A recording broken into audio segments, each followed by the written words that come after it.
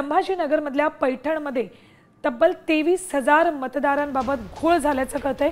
मतदार यादीमध्ये घोळ झाला असण्याची शक्यता आहे। 23,000 जणांची नावं 2 ठिकाणी असल्याचं आढळले। एकाच मतदाराचं नाव 2 ठिकाणी असल्याचा प्रकार घडलाय। निवडणूक विभागाच्या कारभारावर त्यामुळे प्रश्नचिन्ह उपस्थित करण्यात आलेले आहे। ही अत्यंत महत्त्वाची आणि मोठी बातमी। संभाजीनगर जिल्ह्यातून पैठणमध्ये 23,000 मतदारांची नावं 2 ठिकाणी असल्याचं आढळले।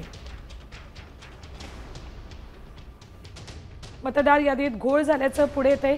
23,000 जणांची नावं 2 ठिकाणी आढळलेली आहेत। बातमी संभाजीनगर जिल्ह्यातून। देशभरात सध्या वोट चोरी प्रकरणी रान उठलेलं आहे। विरोधकांकडून जोरदार आरोप केले जात आहेत निवडणूक आयोगावर। आणि अशातच संभाजीनगरमध्ये सुद्धा मतदार यादीत घोळ झाल्याचं पुढे आलेलं आहे। पैठणमध्ये 23,000 मतदारांची नावं ही 2 ठिकाणी असल्याचं आढळलंय। मोठ्या प्रमाणात लोकसभा आणि विधानसभा निवडणुकांच्या वेळेला मतदार याद्यांमध्ये घोळ झाल्याचा आरोप राहुल गांधींनी केलेला। आपल्या सोबत आमचे प्रतिनिधी माधव सावरगावे आहेत, आपण त्यांच्याकडून याबाबतचे अपडेट्स घेऊयात। माधव, या संदर्भात संबंधित अधिकाऱ्यांशी तुमचं बोलणं झालंय का? त्यांच्याकडून काही उत्तरं दिली जात आहेत का? सुवर्ण पैठण तालुक्यातला हा मतदारांचा घोळ लक्षात घेता ही बाब गंभीर आहे, प्रशासनाच्या लक्षात आले आणि त्या अनुषंगानं पुढची कारवाई केली जाणार असल्याचं कळतं आहे। आतापर्यंत वरिष्ठ अधिकाऱ्यांशी माझं बोलणं झालं नाही, कारण 10 ते 11च्या सुमारास ते वेळ देण्याची शक्यता आहे। मात्र पैठण शहर आणि तालुक्यामध्ये शहरामध्ये 2,698 इतकी नावं दुबार झालेली आहेत, तर तालुक्यामध्ये 23,122 मतदारांची नावं ही दुबार झाली आहेत, म्हणजे डबल झाली आहेत। त्याच्यामध्ये काय आहे की भाग क्रमांक, अनुक्रमांक, त्याच्यानंतर UPI क्रमांक, गावाची नावं ही सगळी सारखी आहेत।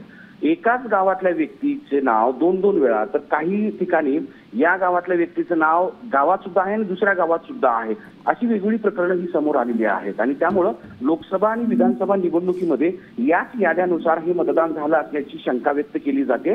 विशेष म्हणजे हे बोगस मतदान सुद्धा झालं असावं अशी एक शक्यता नाकारता येत नाही। आणि त्यामुळे आता प्रशासन कशा पद्धतीने अलर्ट होतं हे पाहणं महत्त्वाचं असणार आहे।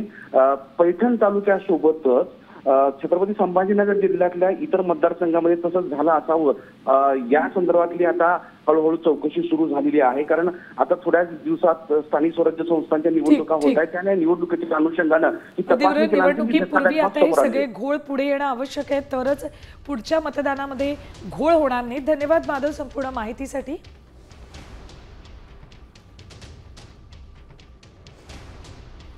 आता isakal.com आहे देशातील नंबर 1 ची मराठी न्यूज वेबसाईट।